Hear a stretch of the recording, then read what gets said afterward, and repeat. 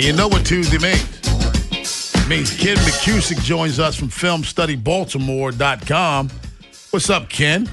Hey, Rob. How's it going? Doing well. How's life, man? Couldn't be better. Couldn't be better.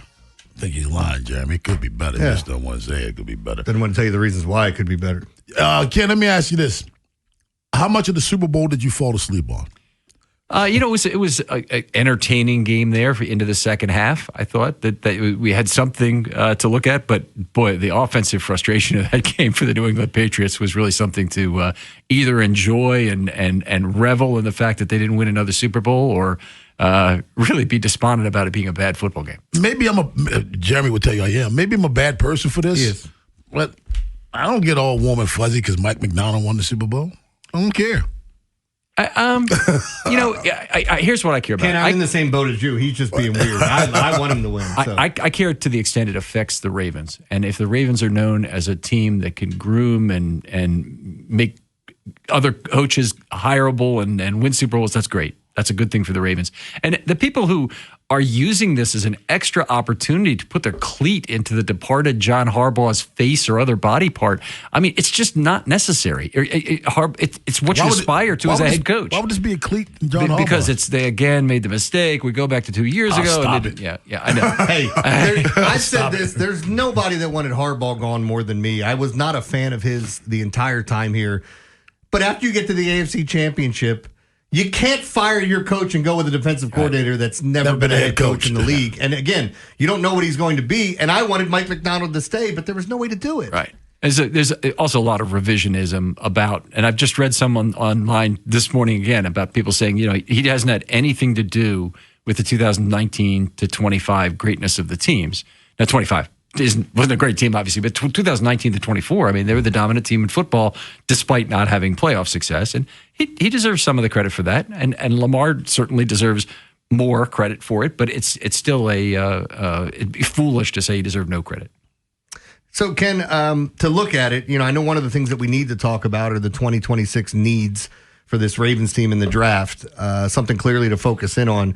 Where do you stand? I've seen a lot of mocks, and it's the way it's going to be is you're going to see them taking a lot of pass rushers, and you might even see them taking some linemen where they're drafting. What are your thoughts? Well, I think one thing with the Ravens that you always have to look for is when a great player falls into their lap at a position that is not of need, and they take him anyway. That's the Ravens doing their damn best. The draft is not just for next year. The draft is for the next, 5 years, basically, for your number one pick. And when they drafted Kyle Hamilton, they didn't need a safety. But they need a safety now. They need that safety now. Again, I go back to best player available where people argue it. Yeah. When you're doing that, I think you're setting yourself up for success in the future. Yep. Ken McCusick joins us, FilmStudyBaltimore.com. We don't expect them to draft a quarterback this year, but will Tyler Huntley be back as the backup quarterback to Lamar Jackson next year? I think that would be probably the team's first choice, and he may price himself out of Baltimore with the 2 games he won last year. So, that's exactly what you want for your backup quarterback is come in, go 2-0. Cooper Rush is exactly the antithesis of that, unfortunately. He won't be back, but Tyler, I think they'll try. If it's $2 or $3 million, then it makes sense. If it's more than that, then I think they go ahead and they go cheap in the draft. And looking at the draft as well, we've talked about this earlier where the NFL's talking about expanding to where you can trade picks 5 years down the line, which I said they need to protect teams from it. I don't think the Ravens have anything to worry about there.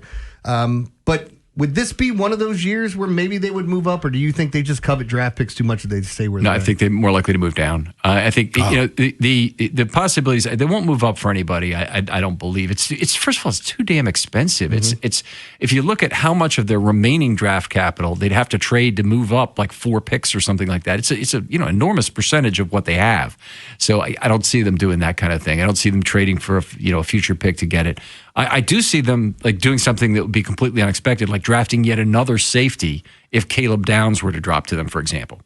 I think that's possible. I think that there's be certain players in the top 10 that I'll root for. I think this could be a year where they surprise people and draft a guard/tackle at 14. They could even draft a pure guard at 14, but more likely a guard tackle. So obviously, if Linderbaum doesn't come back, I don't know what your feelings are on that one way or the other.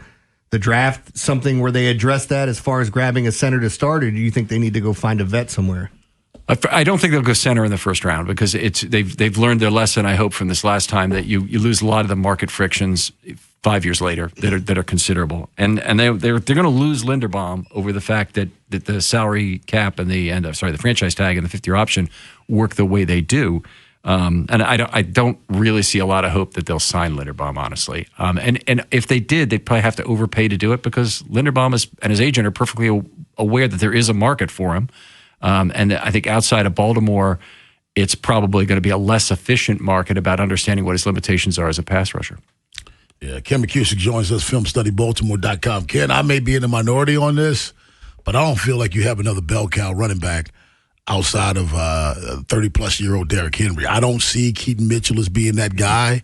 I don't think anybody sees Hill as being that guy. What are the Ravens going to do with that situation? Yeah, so it'd been interesting if it had happened this last year. If Derrick got hurt, who would have done it? And I think that Rasheen Ali probably might have had the most carries on the team during the games where Henry was out.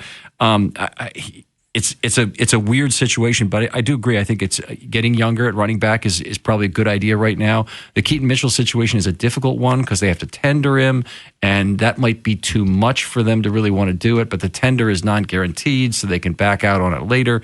So they have some options. I think they're going to try and get Keaton Mitchell back, but I think Hill is cut for cap space. And then probably it'll be a day 3 running back. But again, it'd be a case of if there's a value guy who drops, then maybe you take him. Do you like the youth movement with the coaching staff, or do you feel like they need to bring in some older guys? Yeah, no, I love it. First of all, youth and players, you know how much I'm on that. Yeah. Your organization is in the hands of your young players. But in terms of coaching, I think it's the way you build a quality coaching staff is you build coaching trees by having younger guys who then go on to other jobs, and that's a good thing. I think the fact that Harbaugh was able to do that is one of the things that allowed him to continually hire good people. And then they had the big exodus of 3 defensive coaches who left after the 23 season who all went on to DC or HC jobs. Yeah, I mean, I like the youth movement personally in coaching.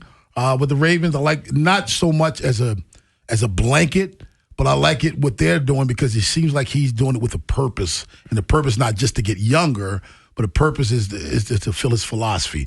Now, what I don't know what they're going to do is at the tight end position. I have no idea where they're going with that. Chairman, I was just talking about likely. Yeah. I'll have you bring that conversation to the air for all the Ravens fans out there who have the same question as me. Ken McCusick, Film Study Baltimore, right here on the Big Bad Morning Show on the Fan.